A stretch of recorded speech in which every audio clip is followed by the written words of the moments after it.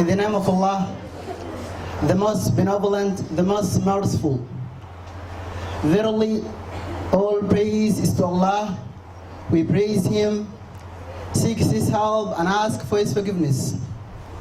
We seek refuge in Allah from the evil of our own selves and from the evil of our deeds. Whomsoever Allah guides, none can lead astray, and whomsoever Allah leads astray, none can guide.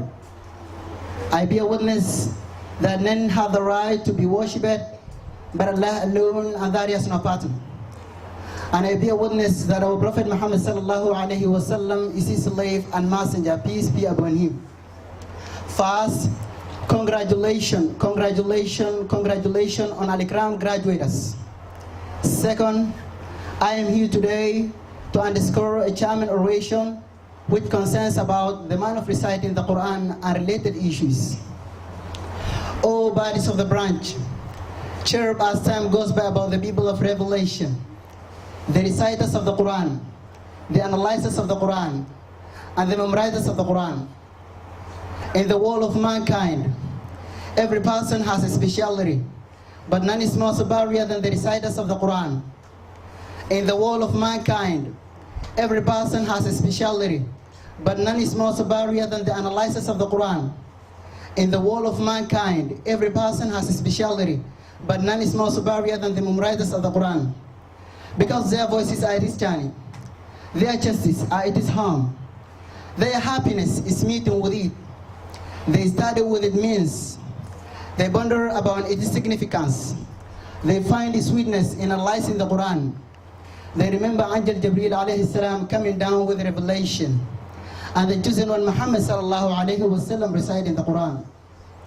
The Quran is one of the greatest miracles which Allah subhanahu wa ta'ala provided for His Prophet Muhammad sallallahu alayhi wasallam, the messenger of grace.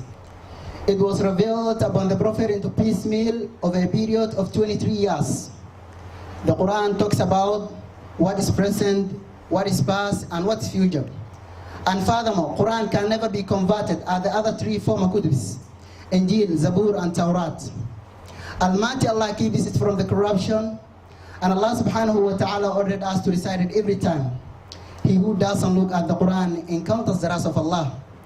While the Prophet Muhammad sallallahu alayhi wasallam was talking about the man of reciting the Quran and related issues, he sallallahu alayhi wasallam said, ما اجتمع قوم في بيت من بيوت الله يتلون كتاب الله ويتدارسون بينهم إلا نزلت عليهم السكينة وغشيهم الرحمة وحفتهم الملائكة وذكرهم الله في من عنده. Means, no people gather in house from Allah's house to recite Allah's book and study it together, except that a sakina or serenity descends upon them, mirrors envelopes them, the angels surround them, and Allah mentions them to those that are with Him.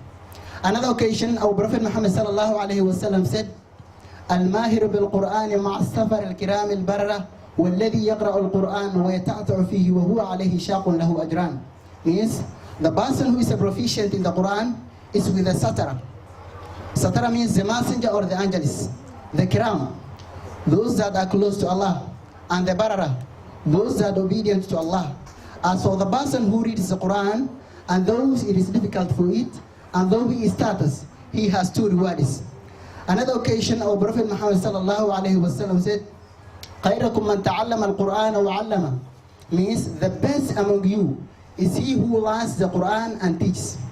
Also another occasion, our Prophet Muhammad sallallahu alayhi wasallam said, اقرأوا القرآن على حزن فإنه نزل عليه على حزن. Means, read or recite the Quran sadly, because it was revealed to me while I'm so sad. The man of reciting the Quran and related issues, also Allah subhanahu wa ta'ala says in Surah Muhammad verse 24, أَفَلَا يَتَدَبَّرُونَ الْقُرْآنَ أَمْ عَلَى قُلُوبٍ أَقْفَالُهَا. Means, don't they think deeply in the Quran, or are their hearts locked up from understanding it? Another verse, Allah subhanahu wa ta'ala says in Surah An-Nisa verse 82, أَفَلَا يَتَدَبَّرُونَ الْقُرْآنَ وَلَوْ كَانَ مِنْ عِنْدِ غَيْرِ اللَّهِ لَوَجَدُوا فِيهِ اخْتِلَافًا كَثِيرًا. Means, don't they not consider the Quran carefully? Had it been from other than Allah, they would surely have found there in much contradiction. Another verse, Allah subhanahu wa ta'ala says in Surah Al-A'raf verse 204, وَإِذَا قُرِئَ الْقُرْآنُ فَاسْتَمِعُوا لَهُ وَأَنصِتُوا لَعَلَّكُمْ تُرْحَمُونَ. Means, so when the Quran is recited, then listen it and pay attention that you may receive mercy. And also another verse Allah subhanahu wa ta'ala says in Surah Al-A'raf, verse 203, وَإِذَا لَمْ تَأْتِهِمْ بِآيَةٍ قَالُوا لَوْ لَاتَّبَيْتَهَا قُلْ إِنَّمَا أَتَّبِعُ مَا يُوحَى إِلَيَّ مِنْ رَبِّي هَذَا بَصَائِرٌ مِنْ رَبِّكُمْ وَهُدًى وَرَحْمَةً لِقَوْمٍ يُؤْمِنُونَ. At the end of this verse, Allah subhanahu wa ta'ala says, O you Muhammad, say to them, this Quran is the enlightenment from your Lord and guidance and mercy for the people who believe. Guided through the Quran is the sweetness of life, and living with it is the enlightenment of the universe and afterlife deeds. Submit yourself to it, because it is the light of the body and the heart. The verse in the Quran shows us the most beautiful and the precious path. It is intercessor and appropriate companion.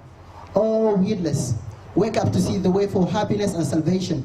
What mistake I have done is from mischief of Satan, and what I have corrected is from the guidance of Almighty Allah. Thank you. Again, congratulations.